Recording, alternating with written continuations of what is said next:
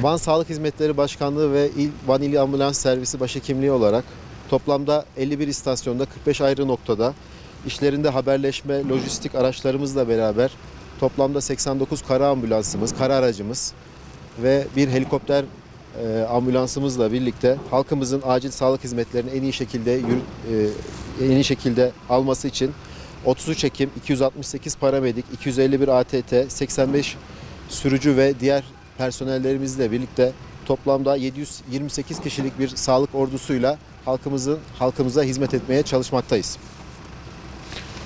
Bildiğiniz üzere bölgemizin coğrafi ve iklim koşulları nedeniyle kış ayları çetin geçmektedir. Özellikle kırsal alanlarda ulaşım güçlüğü çekilen bölgelerimiz mevcuttur. Bu bölgelerimizde devletimizin diğer kurumları olan karayolları ve belediyelerimizle birlikte yolların açılma çalışmaları yapılmaktadır.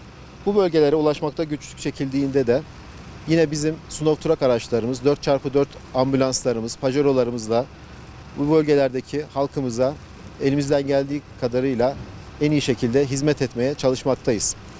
Yine ulaşılması güç noktalara helikopter ambulansımızla da hizmet etmekteyiz. 58 adet panelvan ambulansımız, bunların 29 tanesi 4x4 donanımlıdır. 7 tane arazi tipi pajero ambulansımız, 3 adet 4 yataklı ambulansımız, 4 UMKİ arazi aracımız, 1 acil müdahale aracımız, 1 adet obez, 3 çelik paletli Sunov tırağımız, 1 adet kar motosikletimiz ve 1 ambulans helikopterimiz bulunmaktadır.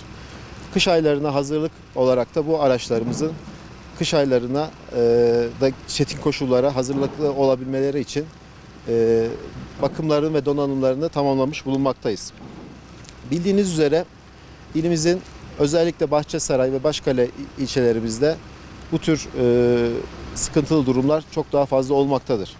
Bu yüzden Bahçesaray ilçemize 1 adet Sunov Trak ambulansımızı, 1 adet Pajero'muzu ve 1 adet 4x4 ambulansımızı konuşlandırmış bulunmaktayız. Bununla birlikte de Başkale'de de 1 adet Pajero ve 3 adet de 4x4 ambulansımızı hizmet vermektedir. Tabii diğer bir tarafta da hizmetlerimizi bildiğiniz üzere 112 acil çağrı merkezimize düşen çağrılar üzerinden yapmaktayız.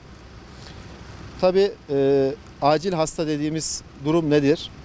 Mümkün olabilecek en kısa sürede tıbbi hizmete ihtiyacı olan ve tıbbi müdahalede bulunmadığı takdirde bedeni ve ruhani açıdan geçici veya da kalıcı zararlara uğrayabilecek hastalara biz acil hasta diyoruz. Bu durumlarda 112 acil çağrı merkezinin aranması gerekmektedir. Acil olmayan durumlarda aranması halinde zorlu şartlarda görev yapan ekiplerimizin meşgul edilmesiyle o esnada gerçekten acil yardıma ihtiyacı duyan vatandaşlarımıza ulaşmakta güçlük çekebilmekteyiz. Bu yüzden halkımızın bu konularda çok duyarlı olup gerçekten acil ihtiyacı olduğu zaman, acil sağlık ihtiyacı durumunda 112 acil çağrı merkezlerini aramalarını rica etmekteyiz. Teşekkür ederiz.